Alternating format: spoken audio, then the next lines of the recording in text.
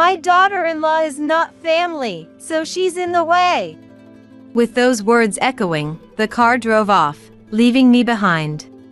Lost in unfamiliar mountains, on unknown terrain. I felt utterly bewildered.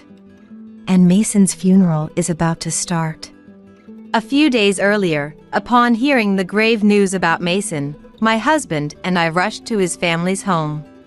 Everyone had been prepared for Mason's passing since he had been in the hospital for some time. Rather than a sense of sorrow, it felt more like relief that Mason was finally free from pain. However, the funeral preparations were quite a challenge.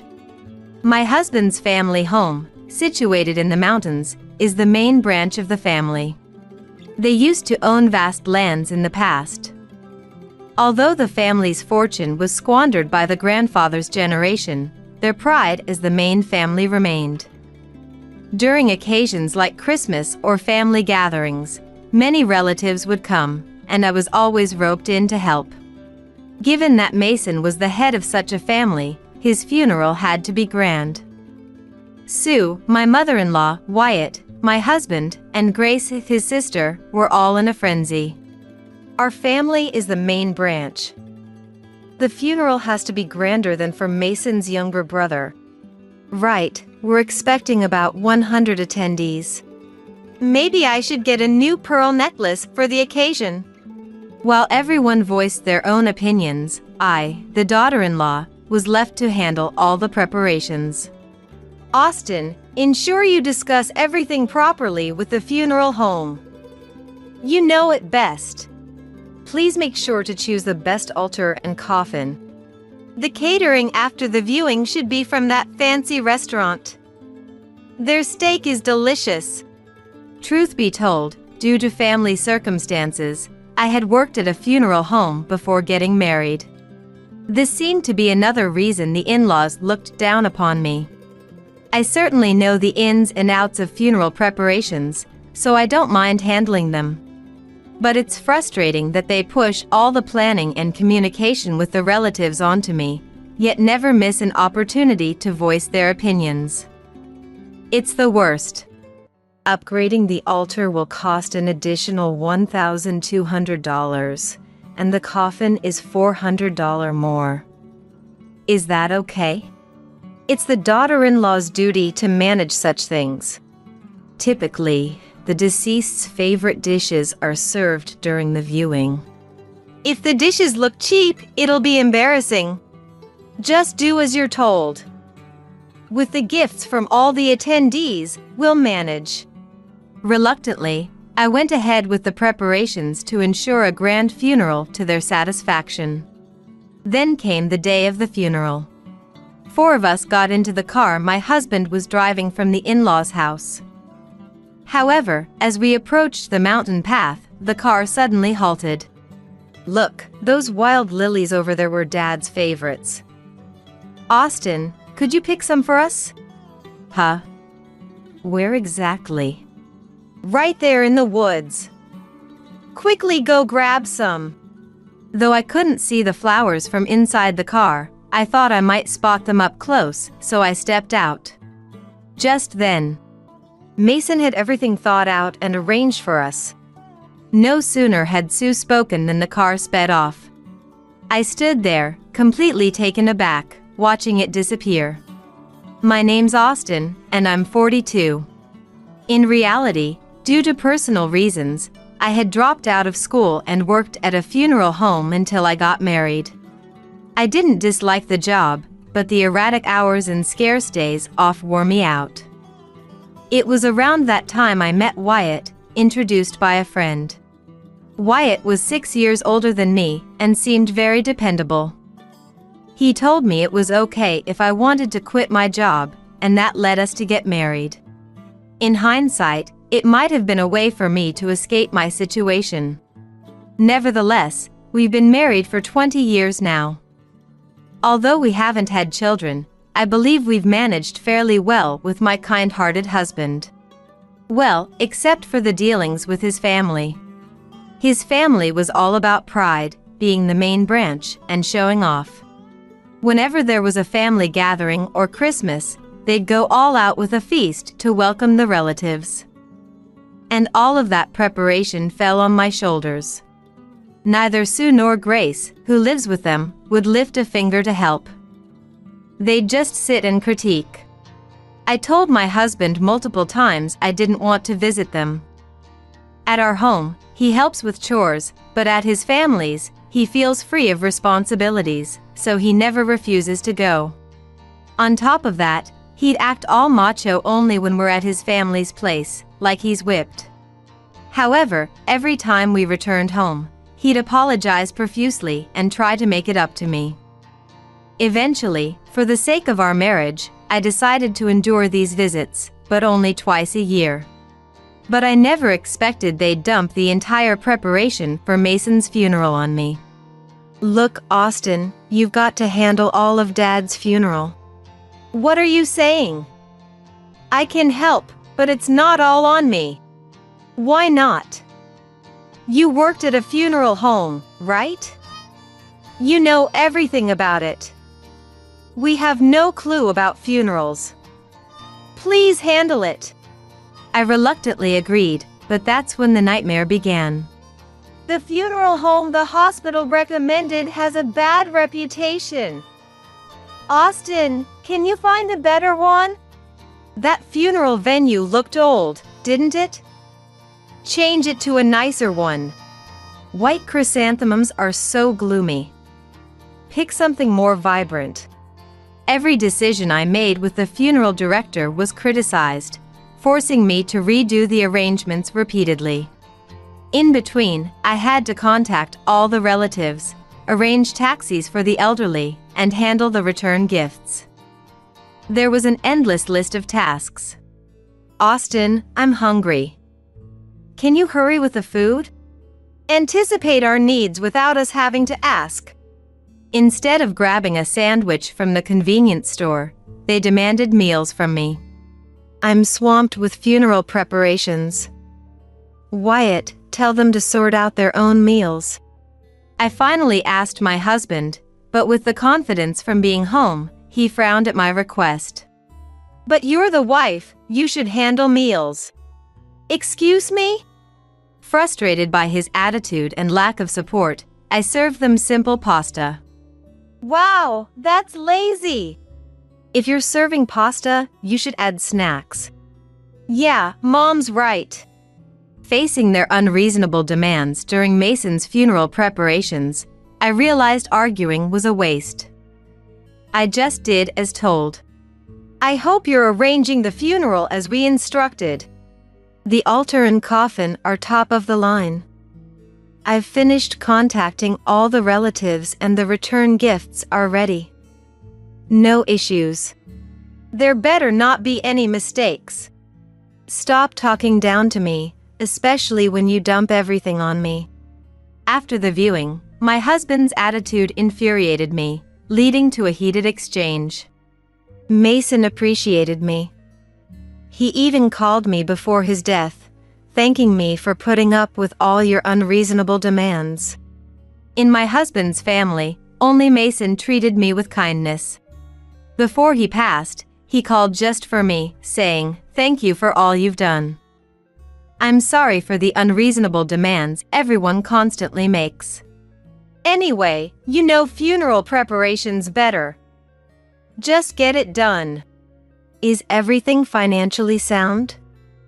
After all, you've been demanding top-notch everything without checking prices. Just do what you're told. If you keep arguing, we might as well divorce.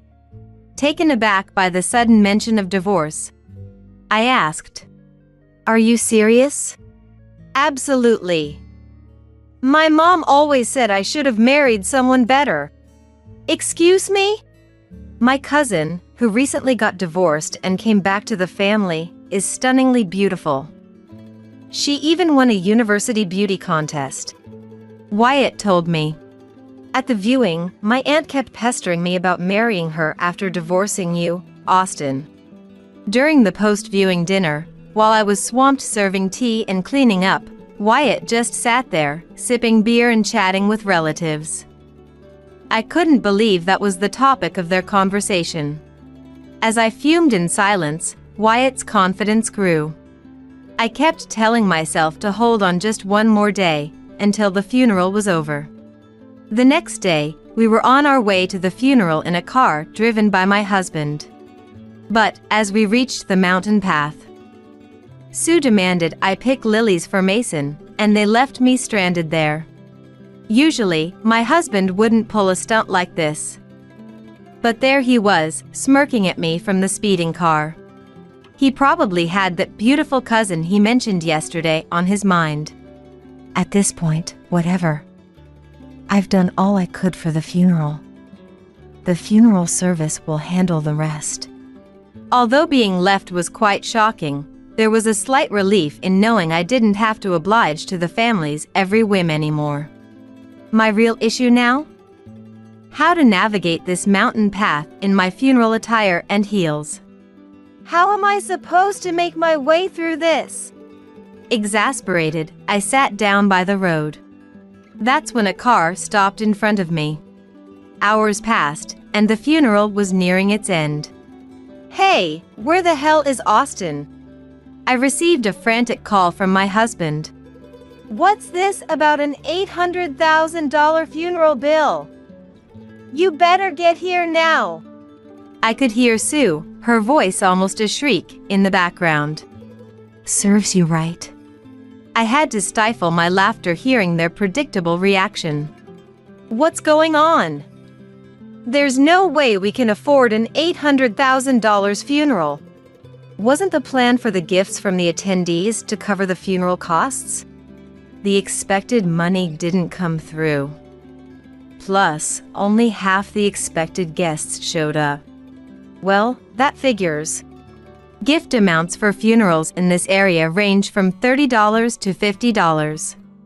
For close relatives like parents or siblings, gifts could range from $100 to even $1,000. But knowing how stingy some of our relatives can be, they'd probably give around $30 each. If 100 people each gave $30, that would only total $3,000. Furthermore, many of our relatives are elderly, and a good number of them wouldn't be able to attend the funeral. You should have seen this coming. Why didn't you tell us? I did, several times. But you all insisted on the most expensive options. As my husband was at a loss for words, Sue jumped in. Just get back here now. They planned to charge $300,000 if you were here, but without you, they're saying it's $800,000. What's going on?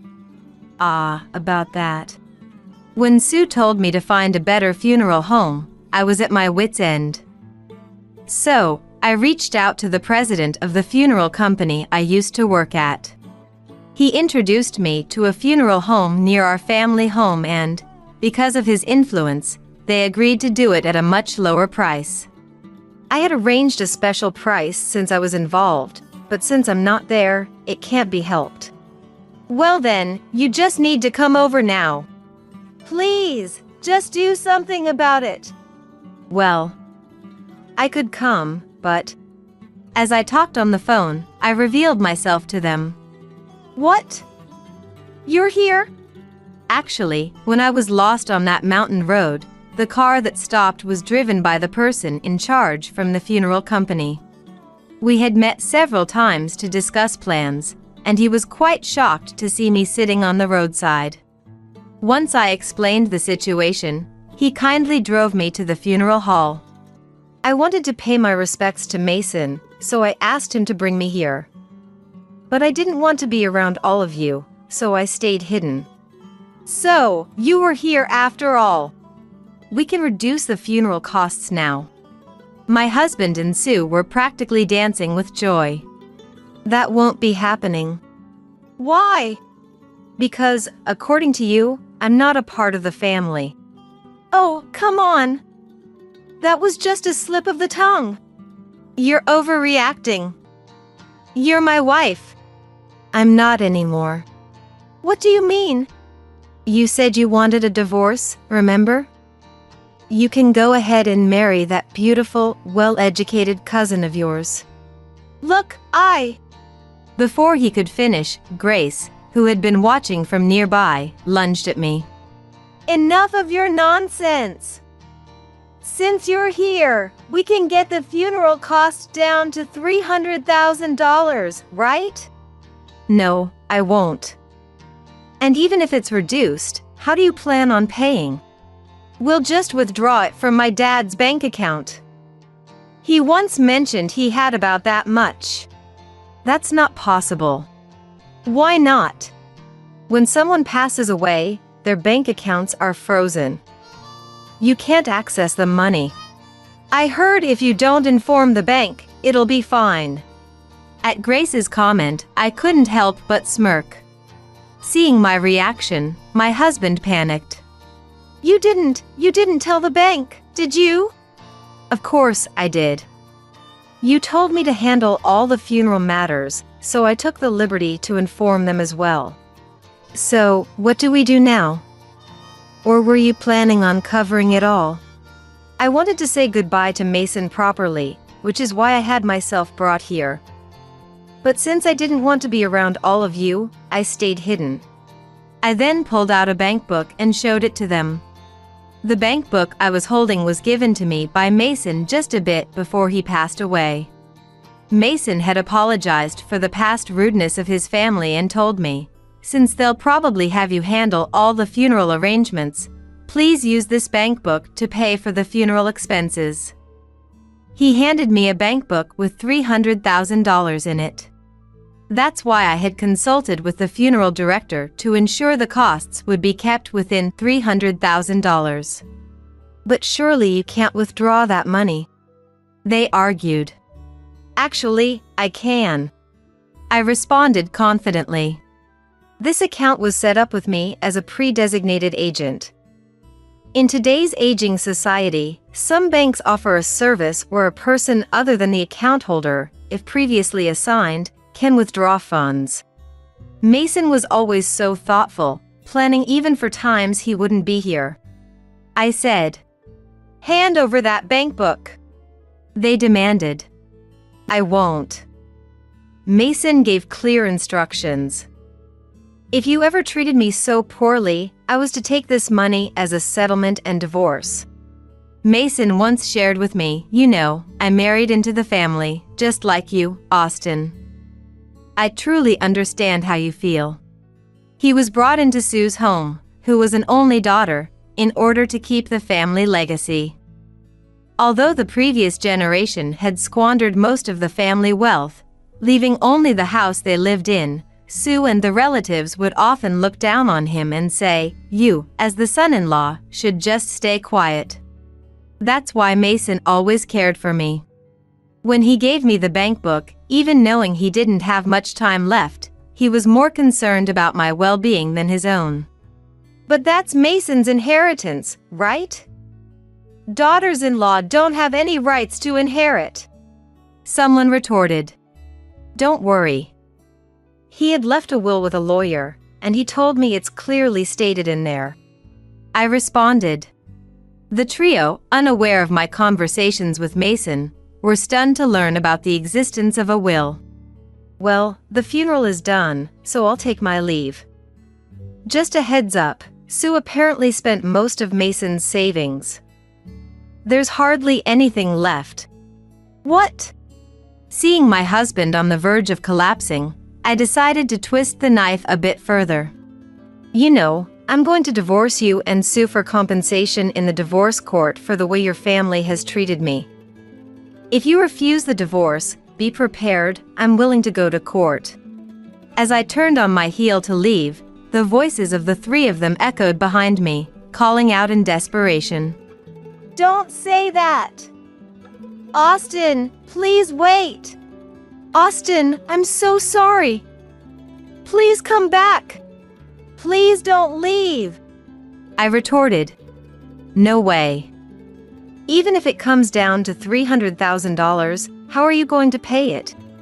To cover the $800,000 funeral cost, the family had to sell their home, their sole inheritance. But since it was located in a remote countryside, they struggled to find a buyer. When they finally managed to sell it, the proceeds barely covered their debts, leaving them with nothing. With nowhere left to go, Sue and Grace, having lost their home, reluctantly moved in with my husband. However, living in a cramped two-bedroom apartment, he complained constantly, and my husband even emailed me about the daily struggles. After receiving dozens of emails from him begging let's start over, I reached out to my trusted attorney and ensured there would be no further contact. I finally freed myself from the burdensome in-laws and my spineless husband who was constantly swayed by Sue and Grace. Now, I'm genuinely happy. Reconnecting with the funeral home's president during Mason's funeral arrangements led him to offer me a position, saying, "Would you like to come back?" I began working there again. Having been on the sending side during Mason's funeral, I believe I now understand the feelings of the grieving family better than in my younger, more passionate days. I'm hopeful that I can now offer funeral services that genuinely support and empathize with the bereaved families. You're no longer needed. We're getting a divorce. As soon as $200,000 of severance pay came through, my husband William suddenly brought up divorce. Understood. Let's get a divorce. What? After that, I was determined to make my husband's life a living hell. I, Olivia, am 67 years old. My late dad ran a company, and I was brought up without want as the daughter of a president from a young age. At that time, not as many people went to college, and I was no exception, going to a junior college. After graduating from junior college, Dad brought up the topic of marriage. The partner was the son of the then executive vice president of Dad's company, William, who was 2 years younger than me. I had never considered marriage, but out of respect for Dad, I agreed to at least meet William. The William the first met for the first time on the day of the meeting was a fine young man with a kind smile inherited from the executive vice president. William was still only 20 years old at the time. However, his stories of working at a local company after high school graduation were very exciting to me, who only knew student life. He knew so much more than me, and William seemed reliable and shining. Thus, within half a year from the marriage talks I was initially not keen on, we smoothly got married. Shortly thereafter, William switched jobs to Dad's company, and though he struggled with the change in job type, he worked hard. Our 3 children, now adults, have each started their own families and live independently. With the children having left the nest, our house felt suddenly spacious, and I was enjoying living just with William again after a long time. Now, with Dad gone and the company entrusted to reliable people, William, who had worked there for 45 years thanks to Dad, was finally facing mandatory retirement this year. Thanks to his long service, once the severance pay is out, we had planned to go on a trip to a hot spring or something. And on William's last day of work, I was busy preparing to celebrate grandly with our children invited. Wow, Mom, you really went all out with the cooking. Dad's retiring, huh? Gotta find a hobby so he doesn't get old and bored. Grandpa's going to have every day off now? That's nice. Our eldest daughter even brought her children, making it a lively wait for William's return. However, the guest of honor didn't come back, no matter how late it got. As it got late and we couldn't reach him, we decided to disband for the night, calming the worried children by suggesting he might be celebrating with his coworkers. I felt bad for the sons who drove here after work, but I sent them off with the prepared food as souvenirs, saying, "Let's celebrate together again properly another time." Alone at home, I stared at the phone for ages, but still no contact. I continued to wait in the living room for William's return, but he didn't come home even by morning. Messages of concern kept coming from the children. With the situation unchanged, I gave up replying to those messages and tried calling William again. The phone rang a long time. Could it really be something? Thinking this, I made the fourth call, and finally, the phone connected. Olivia, you're really persistent. The voice on the other end of the phone was William's, sounding slightly annoyed. Hello? That's good, everyone's worried. Where are you? I told him about trying to celebrate his retirement yesterday with the children gathered and how we were worried because we couldn't contact him.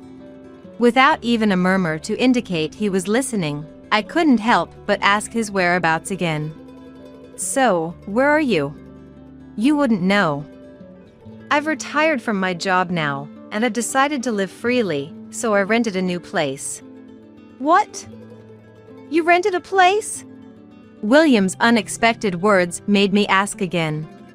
Then, William started laughing over the phone. I'll tell you now, why do you think I married you? To get into your dad's company and take the good parts, obviously. Though it was unexpected for me that your dad didn't give me the president's seat but to someone else. Despite all the effort I put in to please him, that's rough. After 45 years of marriage, the true nature of the man I had been with was so vile. I felt dizzy. Angered at how he belittled Dad, I opened my mouth to say something. But cutting me off, William continued smugly. Well, me, who didn't go to college and joined a small company, managed to climb up to executive vice president by marrying you. I did well. You and your dad have served me well. To think you always thought that way. You're the worst. Driven by frustration and disbelief, I found myself uttering disparaging words to William for the first time in our marriage. Words I had never allowed myself to say no matter how angry I was with him. Yet William seemed utterly unconcerned by my words. The worse, the better. I'm in a good mood now, with a new place without you and $200,000 of severance pay in hand. Then, with an exaggerated cough, he stated clearly. Meaning, you're no longer needed. We're getting a divorce. I could just imagine William's smug face as he said this over the phone. It would be a lie to say I wasn't furious. However, now that he had brought up divorce, I was only too happy to agree, as if fortune had finally turned my way. Understood. Let's get a divorce. What? My response seemed to surprise him, as he asked again in a strange voice. Divorce is fine. Should I send the divorce papers, or will you come back to sign them? William seemed taken aback by my calm response, but quickly regained his bravado. I don't ever want to see your face again. I'll give you the address, so send them. I replied to William's spiteful comment and noted down the address. Indeed, it was in a completely different area, neither his hometown nor where we lived. He had apparently rented a house on entirely new ground. Later, I sent the divorce papers with my signature to William's new house. A few days later, a notification that the divorce papers had been processed arrived at our home. Knowing the divorce was finalized brought a certain relief to my chest. Then, as if timed, a call came. Hello? As expected, it was my now ex-husband, William, on the line. Did you get the notification too? Now that we're officially strangers, I thought we should settle the financial matters properly. All I ever received was a set amount for living expenses. You were the one managing everything. There were no valuables like debit cards left at the house. William must have everything by now. I wondered if a divorce like this meant splitting everything in half, as I organized my thoughts. I'm aware of that, William prefaced. The mortgage on the house is paid off, and since you're living there, you can have it. There won't be any other distribution of property, so do whatever you want with the house. No distribution of property? What about the savings and the severance pay? There are no savings, that's why I'm giving you the house. Be grateful. Whether there truly were no savings, I didn't know, but this way, William had managed to abscond with the entire $200,000 of his severance pay. 2.5 years after these events, I continued to live quietly in the house I was given, avoiding any contact with my ex-husband. My children, upon hearing the details of the divorce, were furious, suggesting I confront Dad or consult a lawyer. But I thanked them and insisted I wanted to live quietly now. It took quite an effort to calm their anger, but recently, my ex-husband is no longer a topic of conversation. And today, my phone has been ringing off the hook since morning. Even without answering, I knew it must be William. Because, after 2.5 years post-divorce, I had finally begun my revenge on William. He must be growing increasingly irritated by now. I decided to finally pick up the phone as the calls started coming in more frequently. Did it finally reach you? Sorry to keep you waiting. Immediately after confirming the caller, I delivered the line I had been holding onto for so long. I'm claiming compensation for infidelity during our marriage. Indeed, William had been having an affair with a subordinate at his company just before his retirement. I had learned of this and immediately began gathering evidence, planning to divorce after his retirement. However, conveniently for him, William hid his affair and initiated the divorce, leaving behind an old house while taking all the severance pay. While the divorce itself was somewhat expected, I was determined to make him pay for his selfish and cowardly actions until the very end. Now, being able to claim compensation from both him and his affair partner, I felt an inappropriate thrill that the start had finally begun. William, on the other end of the phone. It's been over 2 years since we divorced. There's no way you can claim compensation. Sounded irritated. However, I had already consulted a lawyer and sent a certified letter to both of them. Compensation for infidelity can be claimed within 3 years of becoming aware of the fact. I explained this to him carefully and in detail. William and his affair partner, confident they had managed to hide their secret or perhaps complacent about the impending divorce, had inadvertently provided ample evidence in a short period when investigated. Thus, because the investigation period was short, even 2.5 years after the divorce, there was still ample time to claim compensation. I had been waiting for this moment. The claim was for $60,000 each from both of them, citing repeated infidelity despite having 3 children with me and the other woman knowing William was married.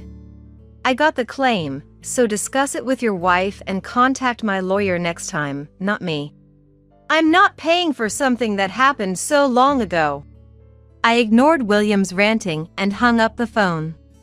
Since then, I had set William's number and unknown numbers to silent, but one day, William suddenly showed up at my house. I happened upon him standing dumbfounded in front of the entrance as I returned from shopping. Seeing me, William looked from the house to me and was taken aback. Did you rebuild this place? He seemed surprised by the newly renovated look of our house. What does it matter to you now? I said, ignoring him and trying to enter the house. Then, William raised his voice. As if remembering something. I'm not going to pay any compensation, just so you know. He began to make a scene in front of the entrance. Concerned about the neighbor's eyes, I reluctantly let him in.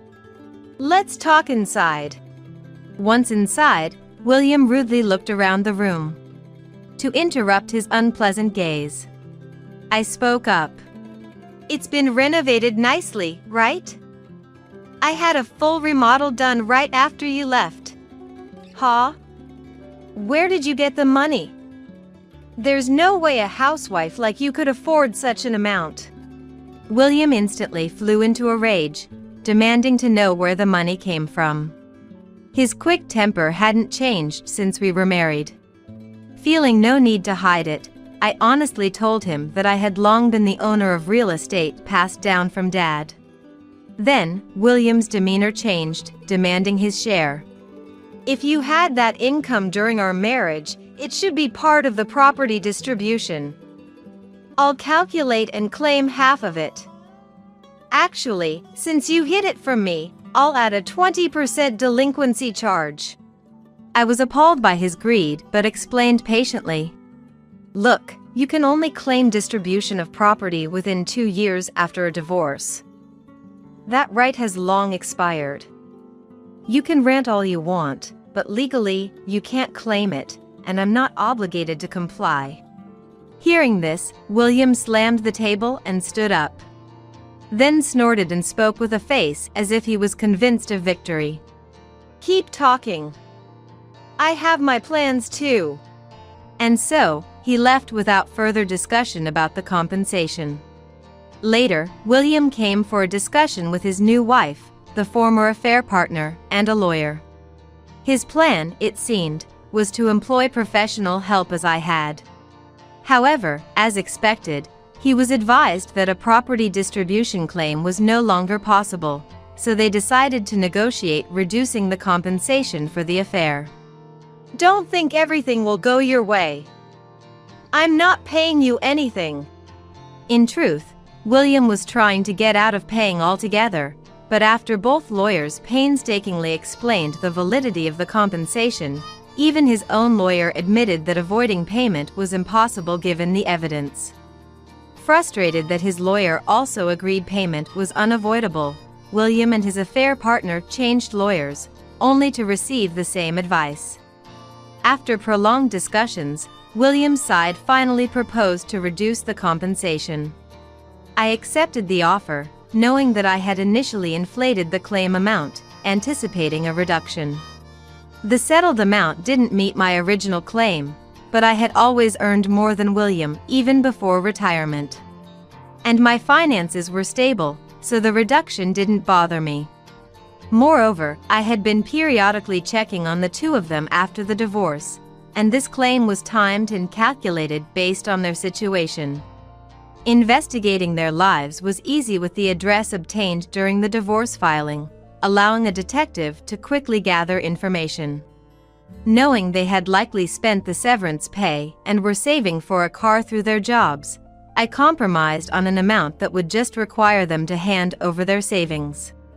William accused me of being wicked, but I was determined to bring him and his affair partner down for my dad, myself, and my life. Thus, I was satisfied with the outcome, securing my finances at an opportune time. Later, William and his partner had to pay a significant amount in compensation, though reduced. My estimate might have been off, or they truly had nothing left, as their savings for a car weren't enough. They moved to a cheaper apartment and continued to make payments while bickering. Watching them fall into despair, I might indeed be malicious, as I felt utterly liberated. Having sold the renovated house, I now live in a high-rise condo closer to my children's homes, enjoying every day to the fullest. Here is your dinner, Abigail. Nan, my MIL, laughed as she placed a broth without any ingredients in front of me. While my husband and in-laws were enjoying a luxurious steak, this was all I got. Next to me, stunned by Nan's treatment, my husband was rolling on the floor laughing. But today, I had made a certain resolution. My name is Abigail. I'm 27 years old. My mom passed away due to illness when I was in middle school, and since then, my dad raised me alone. Dad owns a small business in the manufacturing sector, and I help out with his work on a part-time basis. I have a husband named Daniel, who is 3 years older than me. Daniel is a salesman for one of my dad's clients. We hit it off immediately after meeting and gradually progressed in our relationship, getting married last year. The wedding was a small affair, attended only by close family and friends, but it was very much in line with what we wanted. Currently, we live in an apartment within walking distance from my childhood home.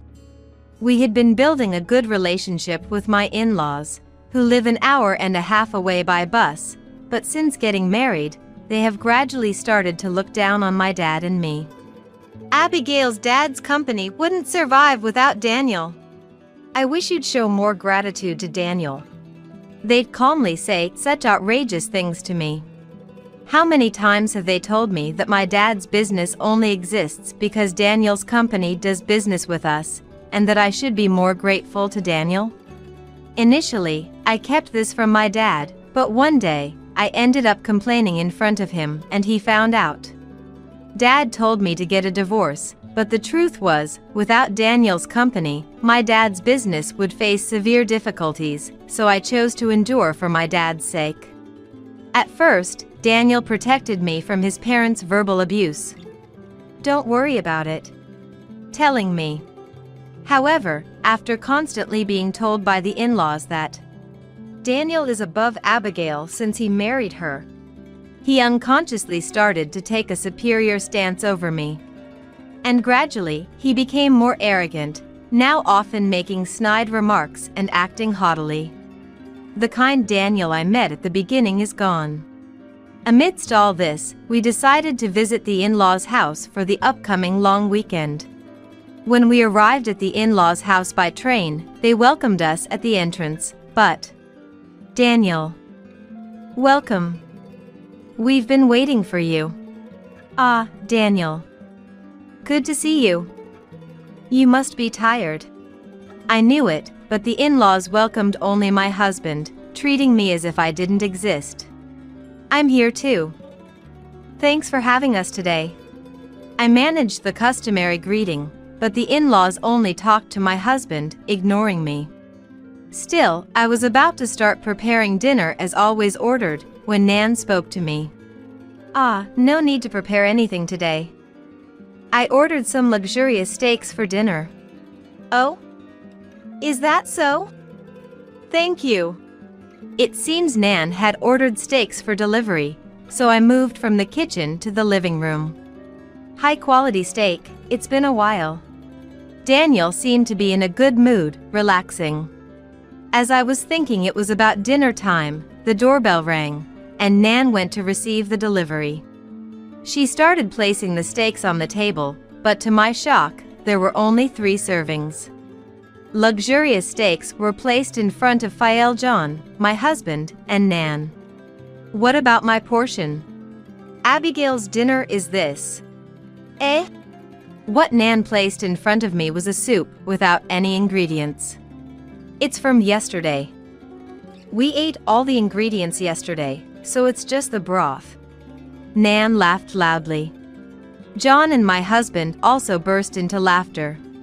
What's so funny, my husband was laughing so hard he was having trouble breathing. Silent, I was stunned as Nan, laughing condescendingly, uttered unbelievable words. "Your poor bottom-of-the-barrel company should just shut down already. This ingredient-less soup is enough for a poor person like you." Nan's ugly laughing face. To that, "This is the last time I'll be meeting with you, so I don't care," I said. "What do you mean?" Ignoring the surprised Nan, I took out a certain document from my bag and thrust it towards Daniel. "What's this?" "Divorce papers. I've already signed, so can you just sign them quickly?" Caught off guard by my actions, Daniel stared at the divorce papers for a few seconds before. "Why all of a sudden?" "It's true that Dad's company isn't doing well. Don't get mad." He tried to reason with me. Continuing, "You usually don't talk back no matter what's said. What's gotten into you today?" he asked. "I'm tired of putting up with it." "You don't need a poor man's wife either, do you?" I coldly informed him. "Huh? What are you talking about?" My husband showed a puzzled look. To such a husband, the in-laws chimed in. That's right, that's right. No need for a poor man's wife. Just get a divorce." They incited. Daniel hesitated for a while but, under the pressure of the in-laws' momentum, signed the divorce papers. I took the divorce papers and silently left the in-laws' house. I went straight to the office to submit the divorce papers, and with that, my divorce from Daniel was officially finalized. Feeling relieved, I returned home, took the luggage I had packed in advance, and went back to my parents' house. In fact, I had been considering divorce for a while, which is why I had packed my bags. Daniel had no idea I was preparing to leave. He had been indifferent to me lately and probably never dreamed that I was considering divorce. Back at my parents' house, I told Dad about what happened at the in-laws' house and reported that I had divorced Daniel. Dad offered me words of consolation and told me I could stay at home as long as I wanted. The next morning, Daniel, who had returned from the in-laws' house, called me several times, but I ignored all of them. Daniel came to Dad's company as part of his rounds, but Dad, knowing the whole situation, was furious and tried to send Daniel away.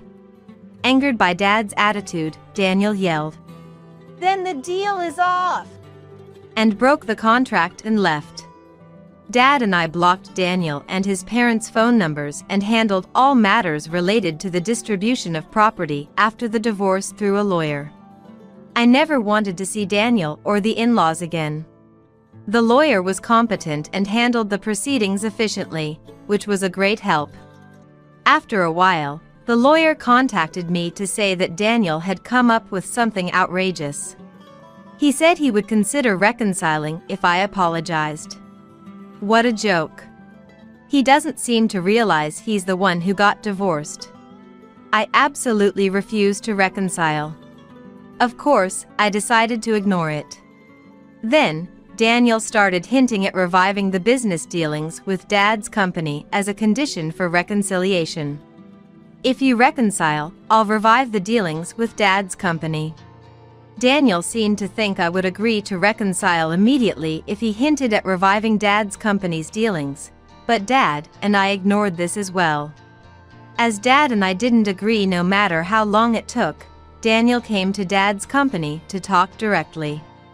However, he was stunned upon seeing the sign. "Eh? What's with this sign?"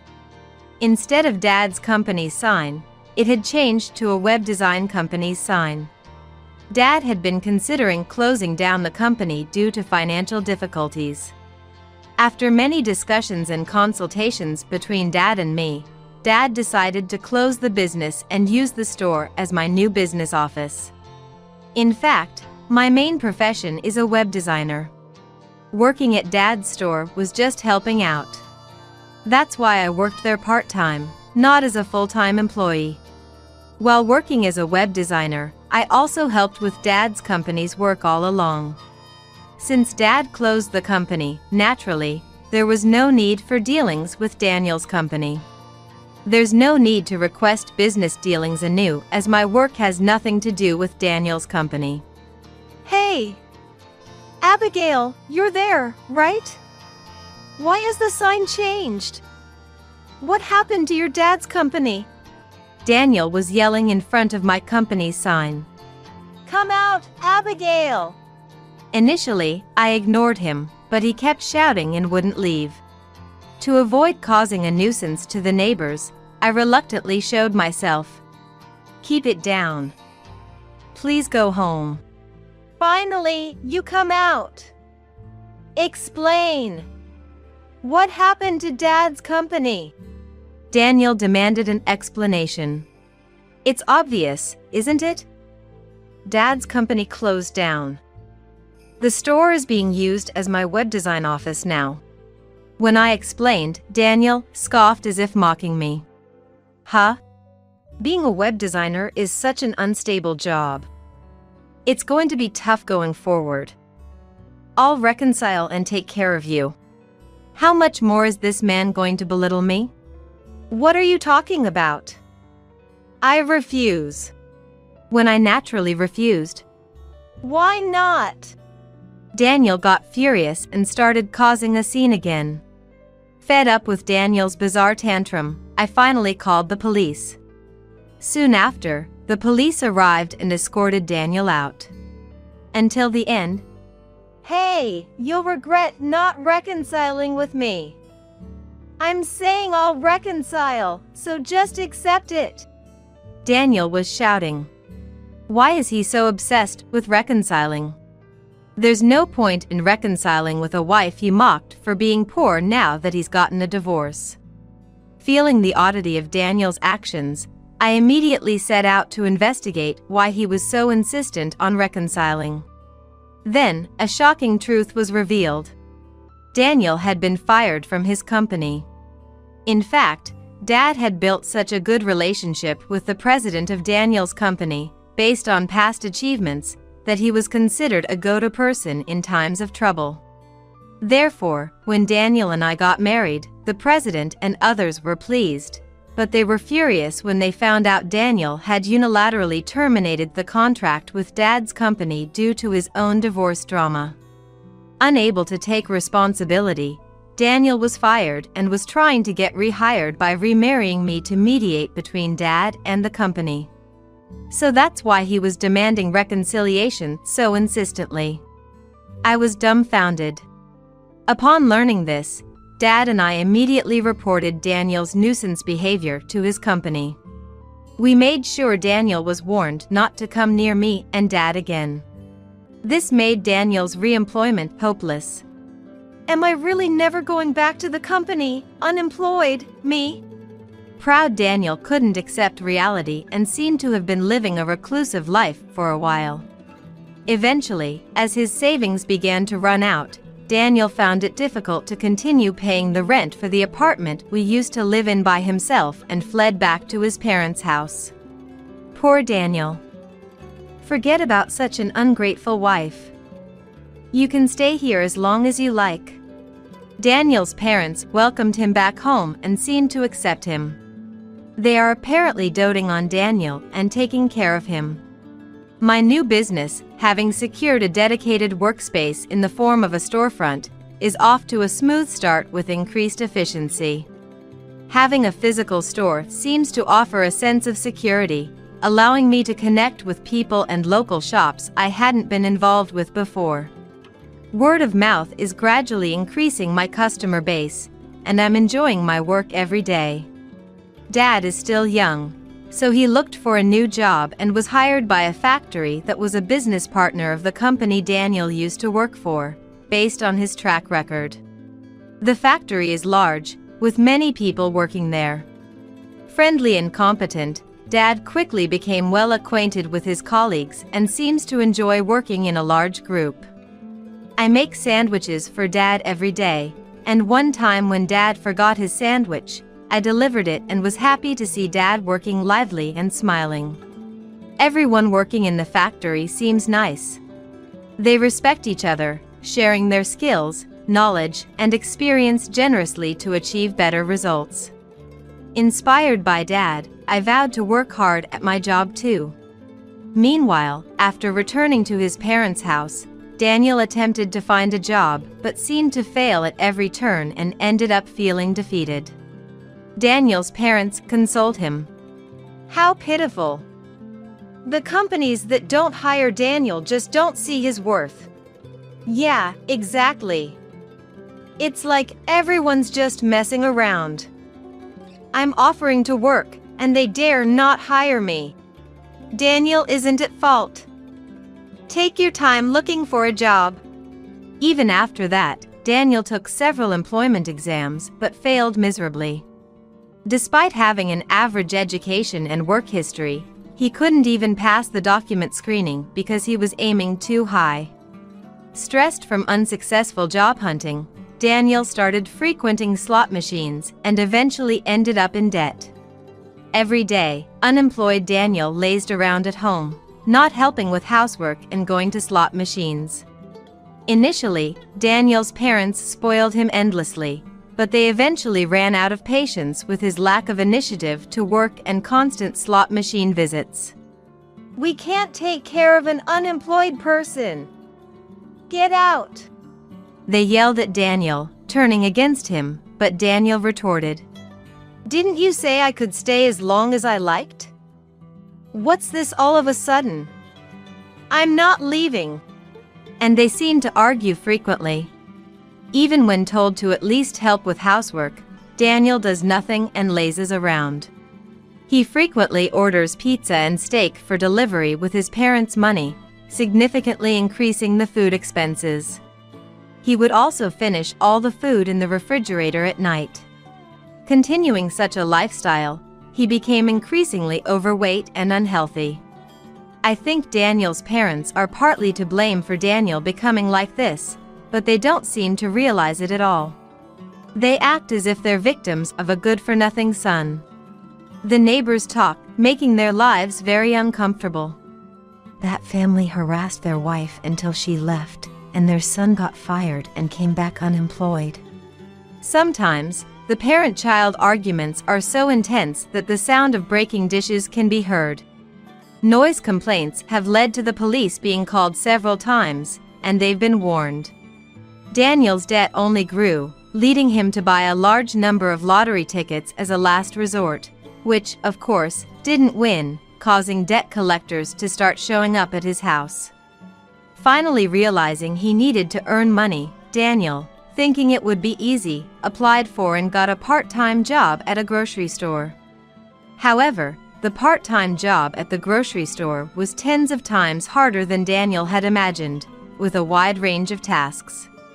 Underestimating the grocery store part-time job, Daniel struggled significantly. He worked there, being scolded by student part-timers, but somehow managed to keep the job. I happened to pass by the grocery store recently and saw Daniel working there, looking nothing like his former self, filled with confidence. Now, he looked downcast, dark, overweight, and disheveled, almost like a different person. I muttered to myself that it was his responsibility, feeling refreshed. I thought I was done with love, but thanks to a friend's introduction, I recently started dating a sincere man. I introduced him to Dad, and Dad seems to like him very much. We're planning a trip together, which I'm really looking forward to. Divorcing Daniel was truly the best decision. I'm living a very fulfilling and happy life, both personally and professionally.